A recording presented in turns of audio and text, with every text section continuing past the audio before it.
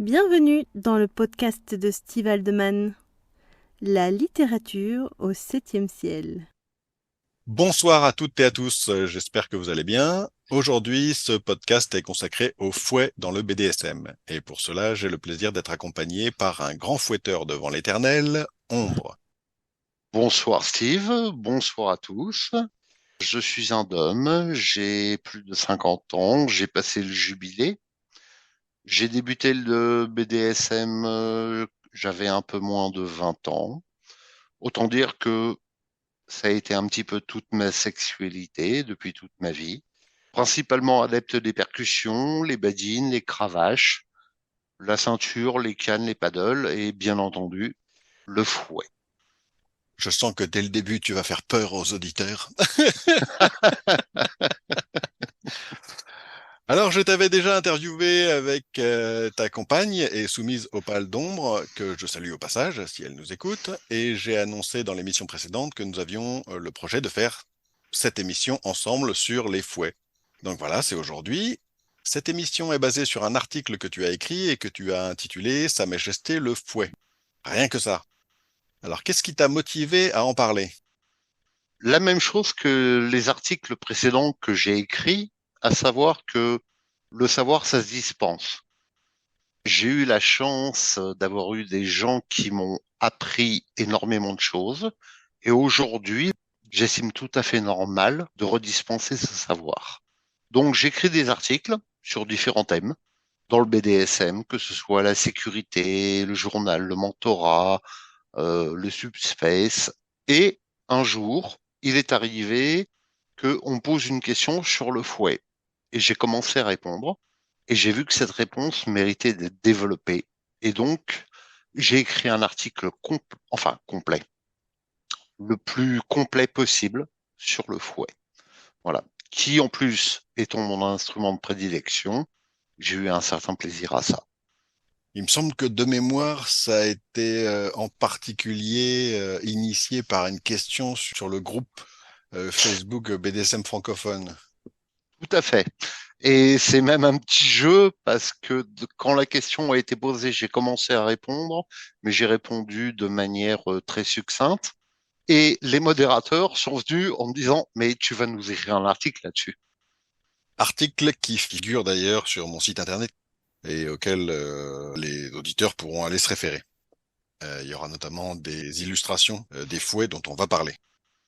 Alors pour commencer, qu'est-ce qu'un fouet? Un instrument fait d'une corde ou d'une lanière de cuir ou de plusieurs lanières attachées à un manche. Anciennement, un faisceau de verge. En pratique, un fouet aujourd'hui, c'est quoi? Alors, un fouet, c'est un instrument agricole et c'est également une arme qui est composé d'un manche, d'une lanière, d'un tombant et d'un craqueur. Le manche, c'est la partie que vous tenez, la lanière, c'est la partie qui va se développer, le tombant, c'est celle qui va frapper et le craqueur, c'est celle qui va claquer. Dans ton article original, tu es remonté aux origines du fouet de façon détaillée que les auditeurs, comme je viens de le dire, pourront retrouver sur mon site internet stevehaldeman.com, où j'ai publié ton texte avec les illustrations. Peux-tu nous résumer en quelques mots d'où vient cet instrument, comment il est né et à quoi il servait à l'origine? À l'origine, le fouet était un instrument d'agriculture et d'élevage. Et comme beaucoup d'instruments d'agriculture et d'élevage, c'est devenu une arme. On a beaucoup d'exemples dans la vie quotidienne. Le nunchaku, par exemple, très connu des pratiquants d'arts martiaux, c'était un fléau. Voilà. Le trident, qui était une fourche. Et beaucoup d'instruments agricoles sont devenus des armes. D'accord. Donc c'est très bien tout ça, mais à partir de quand est-ce que ce fouet commence à avoir des airs d'accessoires BDSM? Alors ça, euh, c'est très très vieux. Les premiers fouets qu'on a trouvés au niveau historique, euh, de manière certaine, hein, ça date de l'Égypte antique, dans la tombe de Nebamon, pardon. C'est quelque chose qui date d'il y a 1300 ans à peu près avant notre ère. Donc c'était des instruments au départ agricoles. Et au niveau du BDSM, du plaisir, de la douleur, on en retrouve des traces dans la Rome antique, par exemple, à l'époque des Lupercales. Alors, tu es en train de me Euh, dire, enfin, tu es en train de nous dire que les Égyptiens et les Romains faisaient déjà du BDSM? Alors, est-ce que les Égyptiens et les Romains faisaient déjà du BDSM? Les Romains, c'est quasiment certain.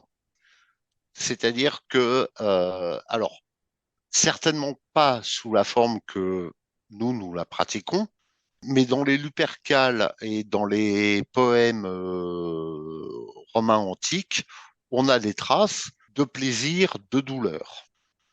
Une forme de masochisme déjà. Tout à fait, alors que le mot n'existait pas à cette époque-là.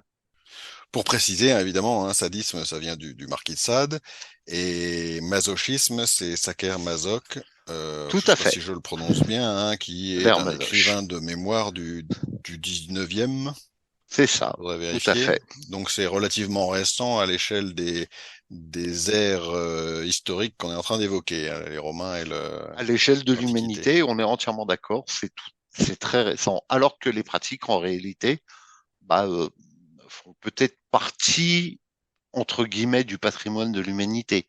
Elles ont peut-être toujours existé. On en retrouve effectivement des traces, voilà, depuis très très longtemps. Alors, quand on a préparé cette émission, tu avais plutôt évoqué le fait que le fouet était un instrument ou un symbole de pouvoir, sans même parler de BDSM. Alors complètement, au niveau des représentations égyptiennes, les premiers pharaons étaient représentés avec le sceptre et le fouet, le nekek, le fameux fouet à trois branches. Et on a eu après, dans la Rome antique, le flagellum, donc le maître de domaine ou la domina, c'est-à-dire littéralement la maîtresse du domaine. Le mot domina en latin, qui vient de domus, qui signifie le domaine, et qui donnera dans notre langue le mot madame, et qui utilisait le flagellum pour en user sur les esclaves. Donc c'est vraiment un symbole de puissance qui n'a rien d'anodin dans notre culture. Donc le fouet entre probablement dans le BDSM via sa représentation, enfin ses représentations là antiques, qui sont reprises ensuite dans la culture populaire. Alors, dans la culture populaire, on a pu le voir dans des films, dans des livres tels que Indiana Jones ou Zorro ou ce genre de choses. On peut le voir également dans notre culture judéo-chrétienne, où on a vu le Christ se faire fouetter. Nous avons une culture qui est basée sur une personne qui a été torturée Avec le fouet. avec le fouet, Pas le que, fameux ceci dit. flagellum. Ouais. Non, pas que, il a été mis en croix, etc., etc. Mais donc, on a vraiment une culture qui est basée sur un torturé. Voilà. Et effectivement, entre autres, avec le fouet. Et donc, on en arrive au fouet dans le BDSM. Alors, le fouet dans le BDSM, donc comme on a vu, il est vraiment très ancien. C'est-à-dire que même au niveau des Lupercales, on a vu que on avait des utilités du fouet, du flagellum. Rappelle-nous, Euh, Upercal, c'est? Alors, les Lupercales, dans la Rome antique, c'était des fêtes annuelles qui étaient célébrées entre le 13 et le 15 février. Donc, c'est l'équivalent, à l'heure actuelle, de notre Saint-Valentin. Oui, c'était Ça a été, prémonitoire. ça a été bien calqué sur cette date, voilà. Et c'était en l'honneur de Fanus, de Faune, le dieu de la forêt et des troupeaux. Et donc, c'était des fêtes qui étaient complètement. Je suis pas historien, hein, donc je vais pas trop m'avancer dedans, mais dans lequel il y avait une certaine luxure, D'où le fouet. entre autres. En tant Voilà. qu'instrument, là, certes est destiné à provoquer une douleur, mais une douleur jouissive. On est entièrement d'accord, tout à fait. C'est-à-dire que là, c'est une douleur qui est dans le cadre du plaisir. C'est pas de la sanction, c'est pas une punition, c'est dans le cadre du plaisir. D'accord. Alors pour rentrer un petit peu maintenant dans le détail, on distingue, je me réfère à l'article que tu as écrit, hein, on distingue deux grandes catégories de fouets, les single tail à une lanière et les Hein. floggers qui en ont plusieurs. Alors le plus connu des single tail, c'est le Ah bah, bullwhip. c'est le bullwhip, tout à fait. Donc le bullwhip, c'est le fouet d'Indiana Jones, c'est le fouet de Zorro. C'est un instrument tout en cuir, c'est un manche de 25 à 40 centimètres qui va faire corps avec sa lanière, totalement tressée. Donc c'est vraiment l'instrument qui est utilisé à la base sur les troupeaux, qui va avoir une taille de 5, 6, 7 pieds, c'est-à-dire plusieurs mètres, 2, 3 mètres, 4 mètres même. Ce qui en fait un bel instrument déjà. Ce qui en fait un bel instrument, ce qui fait qu'on peut avoir un développé qui est énorme, ce qui fait que ça va avoir une vitesse d'impact qui est assez conséquente. Il faut jamais oublier que même dans le BDSM, on manie une arme. C'est-à-dire que on peut faire claquer un cracker donc à la vitesse du son et à l'impact, on peut ouvrir la peau. Très clairement, c'est quelque chose avec lequel on peut faire mal, mais c'est également quelque chose avec lequel on peut blesser, ce qui est clairement pas l'objectif dans le BDSM, hein, quand on parle de vraies blessures, hein. C'est même pire que blessé puisqu'il y a des fouets qui ont été des instruments de mort. D'accord. On le verra après, mais Oui, on va en parler ensuite, hein. il y a des fouets qui ont été des instruments de peine capitale. Donc Fallait être un peu sadique quand même, parce que c'est pas le truc le plus rapide pour mourir, hein. c'est pas le truc le plus rapide, mais justement, c'était fait justement pour ça. Voilà. Donc c'est une arme. Faut jamais l'oublier. Alors, il y a une chose qui fait un peu triper les gens dans le BDSM, que voilà, c'est connu, c'est quelque chose on le disait notamment, et qui hérite un petit peu d'un instrument de pouvoir. Mais alors, s'il y a bien une chose, notamment avec certains fouets, parce qu'on va pas se faire mal avec un martinet, surtout un martinet de pacotille, mais le bullwhip en question, bah, il peut avoir deux usages. Soit on ne sait pas s'en servir et on est maso, on va se faire mal tout seul, parce qu'on peut bien et assez rapidement se le reprendre dans le nez. Tout à Soit fait. on sait bien s'en servir, et là on peut faire autre chose et on se fera pas forcément mal soi-même, on pourra atteindre sa cible. Tout à fait, oui, oui. Donc, effectivement, il faut avoir une certaine connaissance de l'instrument et de la manière de s'en servir. Et effectivement, quand on le fait claquer dans l'air, il a une certaine tendance à revenir directement vers la personne. Qui l'a fait claquer. Voilà, tout à fait. Et donc, pour ça, moi, j'ai connu une fois où je me le suis repris en plein visage. Voilà. Donc, ça a été très drôle, surtout le lendemain. Je suis en Quand train de on me marrer en revient, imaginant la scène. mais c'est pas ça, c'est quand on revient au boulot et qu'on a une balafre sur la joue et qu'on vous dit qu'est-ce qui vous est arrivé. Ah, c'est plus compliqué à expliquer, c'est sûr. Allez raconter que vous avez manié un fouet et que vous voulez être repris. Voilà. Alors, C'est pas j'imagine. toujours évident. Ouais, c'est pas simple. Mais alors, j'imagine encore plus le visage de celui ou celle qui était censé prendre le coup, qui sur le coup doit s'amuser un petit peu quand même. Ça doit ça doit pas être évident à gérer. Alors ça, je connais pas parce que le jour où ça m'est arrivé, je m'entraînais tout seul. Donc, je n'ai pas eu ce cas-là. Voilà. Mais oui, effectivement, donc euh, c'est très complexe d'expliquer ça en radio.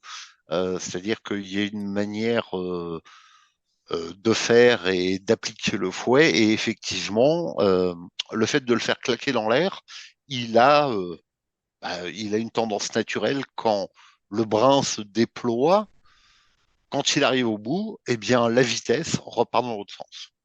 Bah, il tout est simplement. relativement élastique, donc on le tend, bah, il se détend, quoi. Aussi Bah, simplement que ça. tout à fait, et il revient, mais à la même vitesse comme une balle de fusil. Vous n'avez pas le temps de l'éviter, c'est clac, oh, punaise. J'ai du mal à pas en rire. Ah ben, moi Alors, aussi. de mémoire, Et, et alors, ça n'a rien à voir avec de l'expérience, parce que ça m'est arrivé encore récemment, hein. C'est-à-dire au bout de 30 ans, voilà, c'est-à-dire où je manie assez bien l'instrument, il m'est arrivé encore récemment une fois de me le reprendre dans le ventre, mais quelque chose de bien. ouais, ça peut se Hmm, camoufler, ça va. tout à fait, mais on va dire au niveau de la fierté personnelle, c'est un petit peu con, quoi. Mais dans la mesure où les dominants sont pas réputés pour être peu fiers, c'est ça qui me fait sourire. J'imagine que de temps en temps, la personne qui devait prendre le coup, ça doit le faire sourire quand même, ou ça doit la faire sourire. Je sais pas. Je me mettrai pas à la place d'un torturé. Alors précisément, je voulais aborder, puisqu'on parle de ça, le fameux... alors certains, on va parler des différents fouets qui existent, différents types de fouets. Mhm. Mais s'il y a bien un qui peut faire mal, et très mal, surtout si on fait pas attention et qui peut blesser, c'est bien le bullwhip. Euh, la question que je me pose, c'est les ratés dans le BDSM. J'imagine que ça peut arriver. Le fait de pas bien maîtriser l'instrument et de blesser sans l'avoir voulu son partenaire ou sa partenaire. En Oui. particulier si on démarre avec des instruments qui peuvent être plus dangereux qu'un martinet, tout bonnement, avec des lanières moins longues. Alors Euh, oui, généralement on préconise aux gens qui débutent d'avoir des lanières très courtes, c'est-à-dire des fouets très petits, de 2 pieds, 3 pieds, pas plus, où on va avoir peu de vitesse et où on va pouvoir avoir un geste plus précis parce que on est à une petite distance. Et plus on va avoir de l'expérience, plus on va avoir un fouet long et où on va pouvoir être à distance, et avec la distance, l'amplitude, et avec l'amplitude, l'impact. Quand bien même on serait très expérimenté, j'imagine qu'on ne débute pas avec une personne qui n'y connaît rien directement avec un bullwhip. Oui et non. Ça, Je parle de la c'est... soumise là, du soumis ou de la soumise, hein. Alors, du soumis ou de la soumise, faudrait poser les questions à une soumise expérimentée. Mais personnellement, en tant que d'homme, non, on se fait pas attacher sur une croix à se faire fouetter par quelqu'un qui ne maîtrise pas l'instrument. C'est dangereux. Voilà. Clairement. Encore une fois, c'est une arme. C'est dangereux. Donc, même si on y va doucement ou quoi, on peut faire mal, on peut faire très mal. Donc, Mm. on y va vraiment en connaissance de cause et en sachant que c'est dangereux. Donc, avec beaucoup de précautions. D'accord. Alors, l'instrument suivant dont tu as parlé dans ton article, c'est le snake whip. Alors, c'est la même chose que le boule, sauf que il n'y a pas de différence entre le manche et la lanière. C'est-à-dire que c'est une grande lanière. Et moi, personnellement, je n'utilise que des snakes. Dis-nous pourquoi, tant qu'on y est. Parce que le premier que j'ai eu, c'était ça, et que je me suis habitué à ce genre de fouet. C'est pas que le boule, le stock ou le snake soient meilleurs l'un ou l'autre, c'est simplement une question de préférence. Donc après le bull whip et le snake whip, il y a le stock whip. Alors, est-ce que tu peux nous en parler? Alors le stock whip, c'est un fouet donc dont la particularité est que le manche et la lanière sont indépendants. C'est-à-dire qu'il y a une séparation entre les deux. Donc, soit c'est une petite tresse de cuir, soit un anneau. Il est un peu plus complexe à manier. Mais Ça- par contre, il a un avantage, c'est-à-dire que avec cette articulation, on peut arriver à avoir un mouvement avec une amplitude qui est bien plus grande. Quelque part, ça fait penser à une sorte de nunchaku avec un côté souple. C'est à peu près ça. Voilà. Je rappelle aux auditeurs qui pourront aller voir des illustrations de ces différents types de fouets sur mon site internet, l'article dédié. Tu l'as utilisé celui-là, tu le connais? Une fois. C'est pas mon instrument de prédilection, c'est même un instrument que je n'ai pas aimé personnellement. Il faut Mais vraiment, vraiment énormément de pratique pour arriver à maîtriser cet instrument. D'accord. Quand tu dis ça, on a C'est l'impression que lui aussi t'a torturé. alors, il m'a torturé, oui, parce que j'ai été incapable d'y arriver. D'accord, ok. Voilà, Donc, faut vraiment un c'était entraînement particulier. voilà, ça partait. C'est-à-dire que moi, j'en ai utilisé un avec un anneau, donc ça partait dans tous les sens, et j'avais avec un stock ou un snap, on transmet directement l'impulsion que l'on donne sur toute la longueur. Et là, avec l'anneau entre les deux, faut vraiment avoir un mouvement particulier pour arriver à ce que l'on veut. Et Oui. c'est exactement la même chose que pour les pratiquants d'arts martiaux qui ont fait du nunchaku. Voilà, c'est-à-dire qu'il y a un bâton, une chaîne, un autre bâton.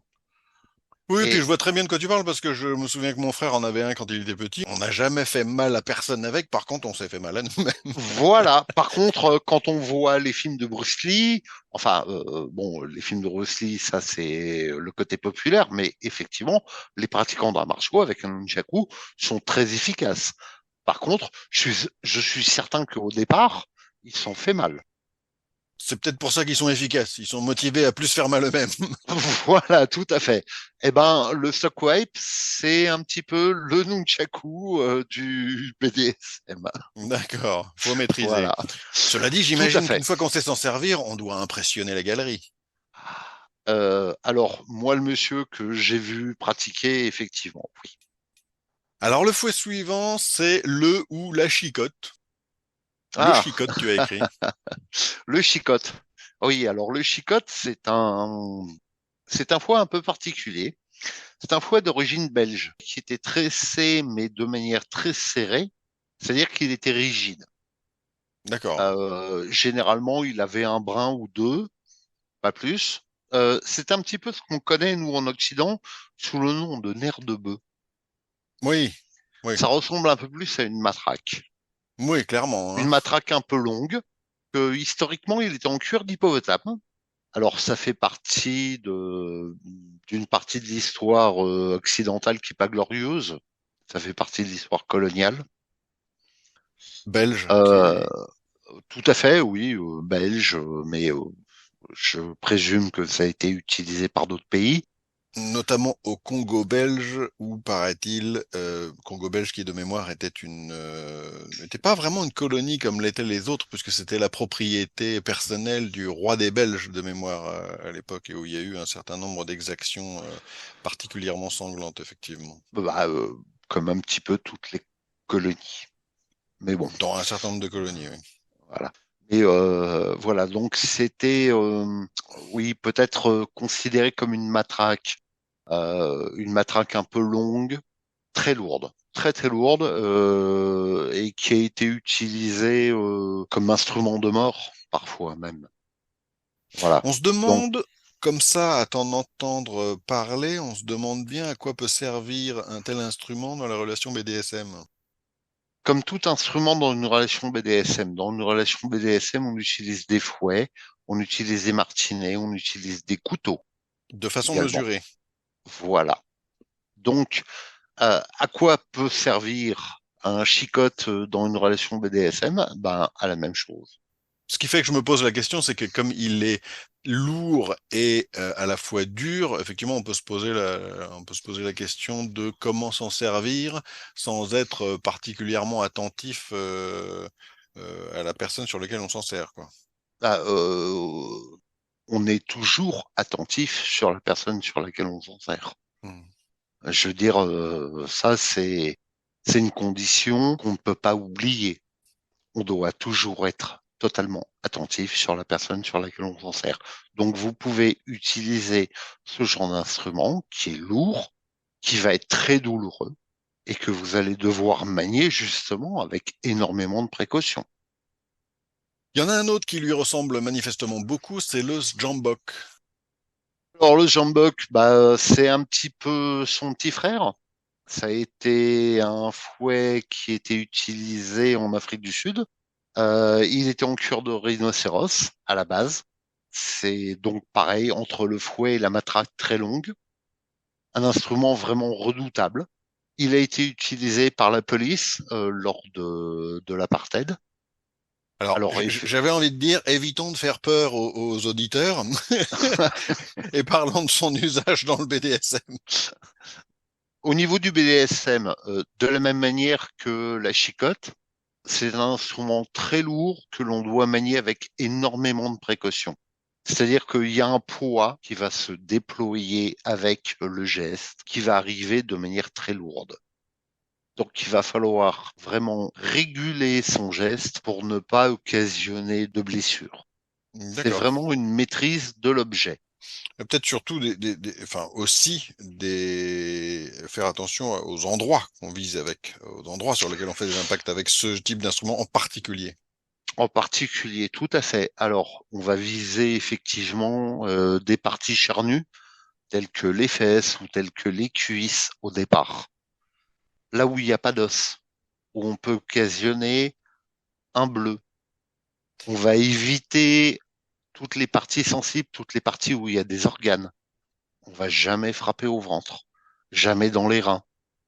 Ce qui est valable pour beaucoup de fouets, là, pour le coup, et pour beaucoup d'instruments d'impact, de toute façon. Après, une fois qu'on a une certaine expérience, on peut passer à d'autres zones. Mais au départ, on va viser essentiellement, euh, oui, par exemple, les fesses. Parce Hmm. que sur les fesses, il n'y a pas d'organes vitaux. Le fouet suivant, c'est celui d'attelage. Alors, le fouet d'attelage, c'est un fouet très intéressant. C'est ce qu'on appelle le fouet du cocher. C'est un fouet qui a un très long manche, 1 mètre, 1 mètre 20, même des fois plus. Et après, donc, il y a une lanière. Cette lanière, c'est une mèche qu'on appelle. Ça mesure à peu près 1 mètre et ça a une amplitude très très large. Et c'est vraiment très intéressant parce que on a la maîtrise de la mèche jusqu'à 1 mètre ou 2 mètres selon le manche. Et on vient caresser le torturé ou la torturée avec ça. C'est une utilisation qui est un peu complexe, qui réclame d'avoir beaucoup d'espace. On peut pas faire ça dans une chambre, clairement. Qu'on utilise énormément dans tout ce qui est éducation anglaise ou dans le pet play également. Parce que c'est un fouet qui est fait pour les chevaux. Un fouet beaucoup moins lourd que les deux précédentes, Chicotte et Ah Jambok, non, rien à voir, hein. C'est bien très pour ça que d'ailleurs que léger. tu parles de caresser. Ouais. Ah, complètement, complètement. Qui est un fouet très très léger. Par contre, l'amplitude et la vitesse font qu'ils peuvent faire mal. Mais très léger. Dans le même genre, on a la chambrière. Alors la chambrière, c'est à peu près le même fouet. Sauf que la différence, c'est que le cracker est fait en une mèche de coton. Parce que la chambrière, à la base, c'est fait pour les chevaux en manège. Et donc, c'est un fouet qui est destiné à les diriger et absolument pas à faire mal.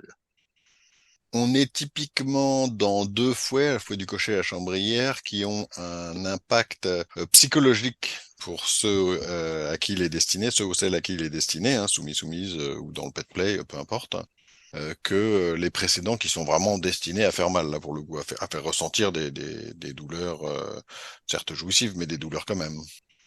Tout à fait. Alors, la chambrière et le fouet d'attelage sont plus des instruments d'éducation que de douleur, D'accord. clairement. Voilà. Alors, après le fouet d'attelage et la chambrière, il y a le fouet de vénerie. Alors, qu'est-ce que tu peux nous dire sur le fouet de vénerie? Alors, le fouet de vénerie, c'est un fouet de chasse. Donc, c'est le fouet du chasseur. C'est le fouet de meute qu'on utilise généralement, effectivement, alors par contre dans les chasses à courre. Elle est composée généralement d'un manche. Elle peut être quand même assez prestigieuse avec un pommeau, une belle lanière de cuir. Par contre, effectivement, c'est un fouet donc qui est indépendant entre le manche et la lanière, comme le stock wipe, donc qui va être très difficile d'utilisation, mais qui a quand même une certaine prestance. D'accord, c'est-à-dire que pour le dominant ou pour l'amateur de fouet dans le cas de BDSM, il y a un certain standing là à utiliser un fouet de vénerie, c'est ça que tu veux dire? Complètement. Et en plus de savoir le manier. Et le fouet de vénerie, en plus, a une particularité, c'est-à-dire que son cracker, la fin, est composée d'une lanière de cuir qui est plate, généralement, et qui peut venir vraiment lécher la personne que l'on fouette. Très particulier à utiliser, pas évident, mais très intéressant. Alors ça, c'était le dernier des single tail dont on parlait au tout début, hein, les fouets à une seule lanière. Maintenant, on va parler des floggers, multilanières, à l'image des martinets. Alors, quand on parle de multilanières, ça veut dire quoi? 2, 3, 15, 20? Oh, ça peut être beaucoup, une dizaine ou une vingtaine même. On va avoir le Cat of Nine, qui est peut-être le plus connu de tous, qui est un fouet à 9 brins. Comme son nom l'indique. Alors, la différence essentielle entre les single time et les floggers, c'est que la vitesse, l'amplitude n'est pas du tout la même. On fera pas un clac avec un flogger. Donc, on peut partir du principe que ça fera moins mal. Absolument pas. Parce que justement, on va y avoir 9 brins qui vont s'abattre avec leur poids et avec l'amplitude qui vont justement créer de la douleur. Et généralement, les floggers vont être accompagnés dans leurs brins de nœuds sur les brins ou de perles ou d'objets qui vont alourdir les brins. Ça ne fait pas moins mal, mais par contre, c'est une douleur totalement différente. Il y a une différence entre le single tie qui va être une langue qui va venir s'abattre et envelopper le membre ou la partie charnue et le flogger qui va s'abattre lourdement. Après le Cat of Nine, on a le martinet classique que beaucoup de gens connaissent. La base, J'ai apprécié la citation que tu as mise sur ton article. Viens ici, sale gamine, tu vas voir ce que tu vas prendre. c'est ça. Voilà. La base, c'est le martinet, c'est le symbole de la punition. C'est ce qu'on a connu euh, pour les plus anciens d'entre nous, qui était une punition. Ça existait dans nos familles. Alors Ah, clairement, moi, il y en avait quand j'étais jeune, ouais, mes parents en avaient. Ouais. voilà. Moi, Je l'ai dit. personnellement, je l'ai pas connu, mais par contre, le premier martinet que j'ai acheté, je l'ai acheté dans une droguerie. On vendait ça pour les enfants. Et le premier martinet que j'ai eu dans le BDSM, je l'ai acheté dans une droguerie. Donc le vendeur était persuadé que je devais l'acheter pour mes enfants. Fort possible. Ceci, Voilà. il y en avait à la maison, mais les martinets, il y a martinet et martinet, on va dire. Hein. Martinet, faut vraiment y mettre de la force pour que ça fasse mal, j'ai envie de dire. En tout cas, ceux qui avaient dans la famille pour les enfants. Hein. Non, mais ça peut faire mal. On peut toujours taper comme une brute. On peut toujours taper Mais comme une brute, on est bien d'accord. Mais c'est plus le martinet qui fait mal, c'est le bras. voilà. Et le but du BDSM, ça n'est jamais de taper comme une brute. On est bien d'accord. C'est toujours de donner de la douleur avec un plaisir. Effectivement, oui. Donc le martinet, c'est effectivement le premier instrument qu'on va utiliser parce que il a une amplitude très courte. Donc on voit très bien là où on frappe. À moins de frapper comme une brute, qui fait pas trop mal. Donc ça va être le premier instrument. Par contre, c'est pas l'instrument qui est dénué d'intérêt. Hein. Moi, j'ai vu des exhibitions même d'un dom novice qui maniait des martinets. Au lieu d'avoir des manches, il avait des anneaux et il en avait deux, un dans chaque main. Et c'était fabuleux. Il arrivait à avoir une dynamique qui était juste merveilleuse. Ouais, puis ça devait être joli. Ça peut être joli à voir. Hein. Il y a une esthétique dans Esthétique, le, esthétiquement, en plus, c'était fabuleux. hein, il y a Voilà, une esthétique dans l'usage du fouet aussi. complètement, Alors le complètement. dernier de ta liste, c'est le knout. J'imagine que c'est Ah, comme ça, que ça se prononce le comme ça. knout. Alors que le knout, c'est un instrument de fantasme. littéralement, en russe, ça veut dire fouet, donc ça signifie tous les fouets, mais chez nous, en Occident, c'est un instrument qui est composé d'un manche, d'une lanière et de plusieurs lanières, mais qui sont rattachées à la lanière principale. C'était un fouet qui était composé au niveau de ses branches, soit de nœuds sur les brins, donc ce qui les rendait plus lourds, mais généralement de pointes métalliques ou de pointes de barbelés sur toute la longueur, ou de billes de métal, ou encore de crochets, d'hameçons, même de lames. C'était un Je, je, je, instrument. je me dis que certains auditeurs doivent imaginer que l- l'inventivité humaine n'a pas de limite, surtout quand il s'agit d'instruments de torture. Bah, quand on parle d'instruments de torture, je veux dire, il suffit d'aller dans n'importe quelle ville, il y a toujours un musée de la torture ou quoi, et où on voit que l'humanité a été débordante d'imagination à ce niveau-là. Voilà. C'était un instrument de mort qui était fait pour dépecer quelqu'un, mais vivant. J'imagine que sous cette forme-là, c'en est pas un qu'on croise souvent dans le BDSM. Alors, dans le BDSM, moi, j'en ai vu un, mais en tant que instrument de présentation. D'apparat, quoi. Voilà. C'était pas utilisé. Il était là, il était posé, il était dans un cadre. D'accord. Voilà. Bon.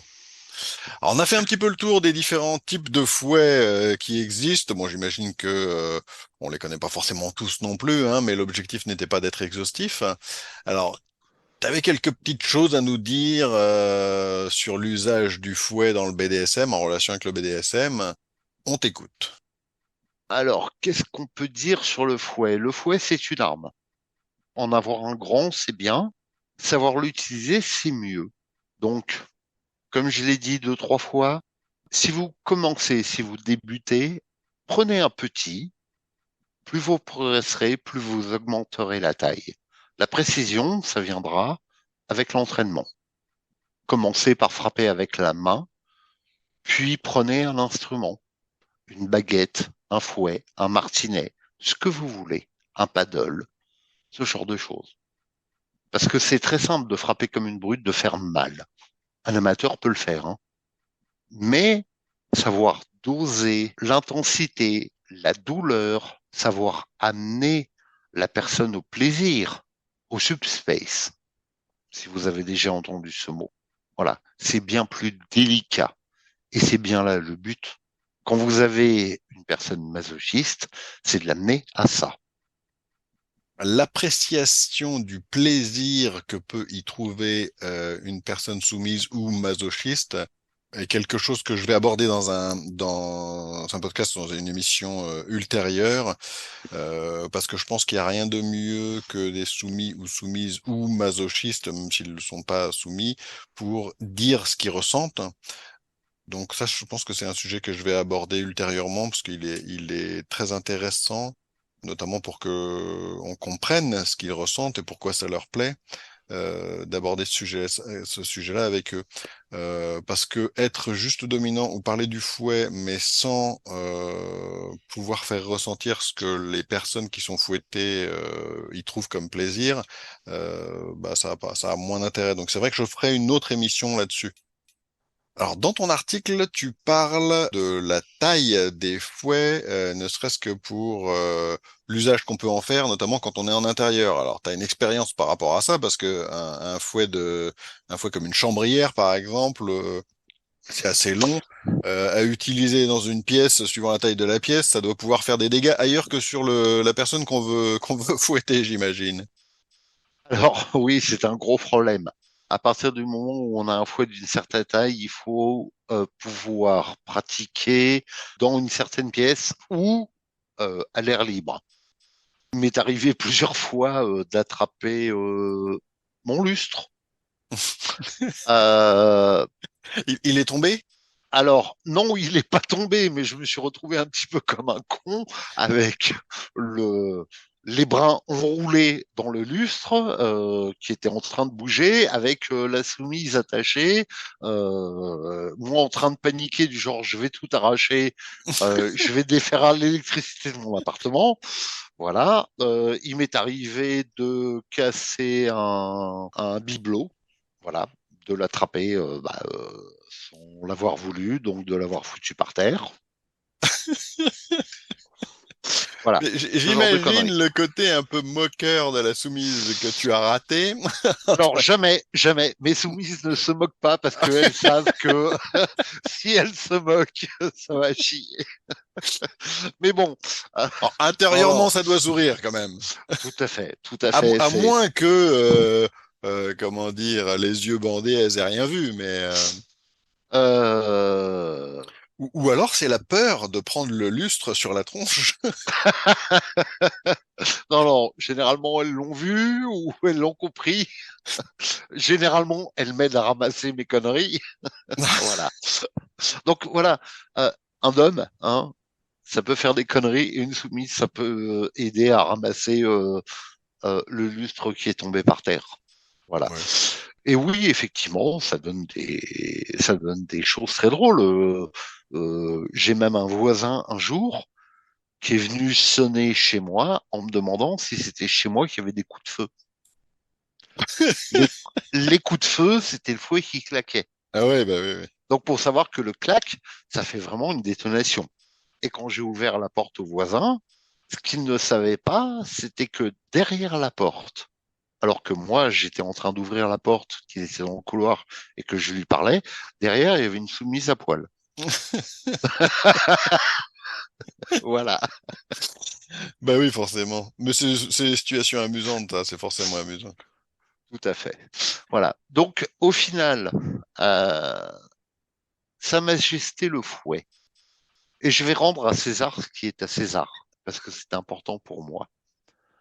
Sa Majesté le fouet, cette phrase, c'est une soumise qui un jour me l'a donnée, où je lui avais dit, écris-moi quelque chose sur le fouet que tu aimes. Et elle l'avait titré comme ça. Au final, ce sera toujours l'expression de ce que l'on est en tant que d'homme, en tant que domina, en tant euh, que bourreau. Ça n'est que l'expression de votre personnalité. C'est également un instrument de plaisir. Il y a une phrase que j'aime beaucoup dans un livre de Denis Robert qui s'appelle Le Bonheur, qui dit ceci. Le fouet a cet avantage sur les caresses. Ses traces durent longtemps. Bon. Ça peut faire le mot de la fin. Merci à toi, Steve. Merci aux auditeurs et à bientôt. Merci encore à toi et au plaisir éventuellement de refaire une émission ensemble. Sans problème. Cet épisode est maintenant terminé. Vous pouvez découvrir les liens en description pour approfondir les sujets dont j'ai parlé. Si vous avez écouté cet épisode en podcast, je vous invite à vous rendre sur mon site stevealdeman.com pour y trouver les liens en question, d'autres articles ainsi que les romans que Rose et moi avons écrits et ceux qui seront bientôt publiés. Je vous souhaite une excellente journée et à bientôt dans un prochain numéro.